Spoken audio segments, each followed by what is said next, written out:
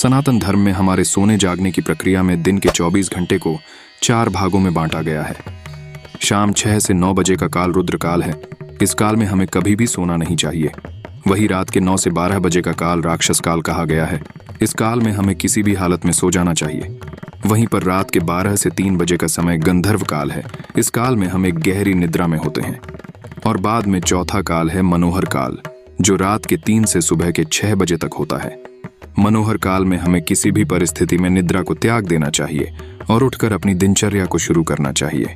इस मनोहर काल में ही ब्रह्म मुहूर्त का रहस्य छुपा हुआ है।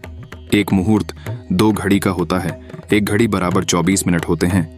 2 घड़ी यानी 48 मिनट। इस 48 मिनट का एक मुहूर्त होता है। 24 घंटे के एक दिन में ऐसे कुल मिलाकर 30 मुहूर्त होते हैं, जिसमें से एक मुहूर्त है जो सूर्योदय के 96 मिनट पूर्व का समय है। वह है ब्रह्म मुहूर्त। भारतीय संस्कृति में ब्रह्म मुहूर्त में उठने का बड़ा महत्व है। मनुस्मृति में मनु महाराज ने कहा है, ब्राह्मे मुहूर्ते बुद्ध्येत धर्मार्थो चानु चिंतयेत। ब्रह्म मुहूर्त में प्रबुद्ध होकर धर्म और अर्थ का चिंतन करना चाहिए। ब्राह्मे मुहूर्ते या निद्रा सा पुण्यक्षयकारिणी। ब्रह्म मुहूर्त की निद्रा पुण्यों का नाश करने वाली है। आयुर्वेद में भी ब्रह्म मुहूर्त में जागरण से दिनचर्या के आरंभ का महत्व प्रतिपादित किया गया है। वर्णम कीर्ति मतिं लक्ष्मी स्वास्थ्य मायुष्य विंदते। ब्राह्मे मुहूर्ते संजाग्रत श्रियम व पंकजम यथा।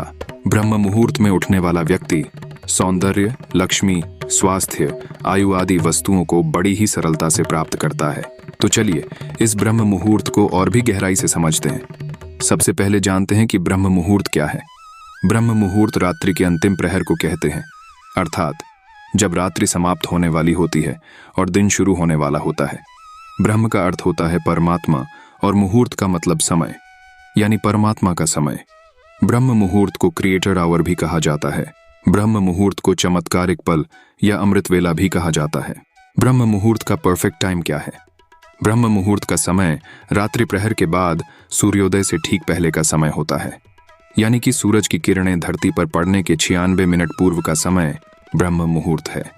इस मुहूर्त को इसी वजह से खास माना जाता है क्योंकि सुबह का समय एकदम शांत वातावरण वाला होता है।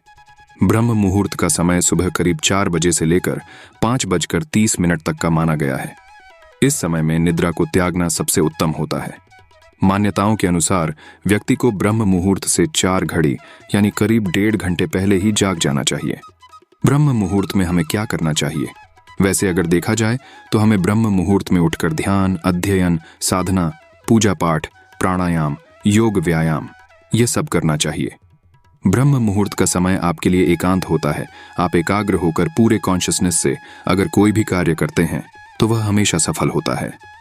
ब्रह्म मुहूर्त का यह समय आपके लक्ष्य प्राप्ति के लिए काम करता है। इस समय में कॉस्मिक एनर्जी यानी विश्व शक्ति का संचार सबसे अधिक होता है। अगर आप इस समय मेडिटेशन करते हो तो आपके लिए फायदेमंद साबित होगा और उसके अच्छे इफेक्ट आपको कुछ ही दिनों में पता लग जाएंगे। ब्रह्म मुहूर्त के समय एकदम शांत वातावरण होता है। दिन भर के शोर शराबे से आपको छुटकारा मिलता है, इसलिए इस समय आपको डिस्टर्ब करने वाला कोई नहीं होता। आप पूरे कॉन्सेंट्रेट होकर आपका कोई भी कार्य आराम से कर सकते हैं। इस समय आपका फोकस आपके कार्य पर होता है। जिस स्टूडेंट का पढ़ाई में मन नहीं लग पाता है वह ब्रह्म मुहूर्त में उठकर अपने पढ़ाई को पूरे फोकस के साथ और कॉन्सेंट्रेशन के साथ पूरा कर सकते हैं और इसके अच्छे रिजल्ट उनको जरूर मिलेंगे। ब्रह्म मुहूर्त का वातावरण एकदम शुद्ध होता है। इस समय ऑक्सीजन की मात्रा सबसे अधिक होती है। आप इस समय रनिंग, योगा, प्राणायाम कर सकते हैं। अगर आप सिर्फ इस समय में टहलने जाते हैं तो भी आपको इसके बहुत सारे फायदे होंगे, क्योंकि ब्रह्म मुहूर्त में टहलने से आपके शरीर में ऑक्सीजन का संचार सबसे अधिक होगा और इसका फायदा आपके शरीर और दिमाग को होता है। आपको पता ही होगा कि हमारा शरीर पंच तत्व से बना होता है, अग्नि, वायु, आकाश, धरती और जल। यह 5 तत्व हमारे शरीर के लिए महत्वपूर्ण होते हैं क्योंकि इससे हमारा शरीर बैलेंस में रहता है और यह पंच तत्व मिलने से ही हमारे शरीर के मुख्य शक्ति का विकास होता है। आयुर्वेद में मानव शरीर के 3 दोष बताए गए हैं जिन्हें त्रिदोष के नाम से जाना जाता है। वह है वात, पित्त और कफ। हमारे शरीर के 5 तत्व से ही इन त्रिदोषों का निर्माण होता है। वायु और आकाश के मिलने से वात बनता है, अग्नि और जल से पित्त बनता है, जल और पृथ्वी के मिलने से कफ बनता है। अब इसका ब्रह्म मुहूर्त से क्या लेना देना? आपकी जानकारी के लिए बता दें कि रात 2 से 6 बजे तक और दोपहर 2 से 6 बजे तक हमारे शरीर में वात शक्ति प्रवाहित होती है।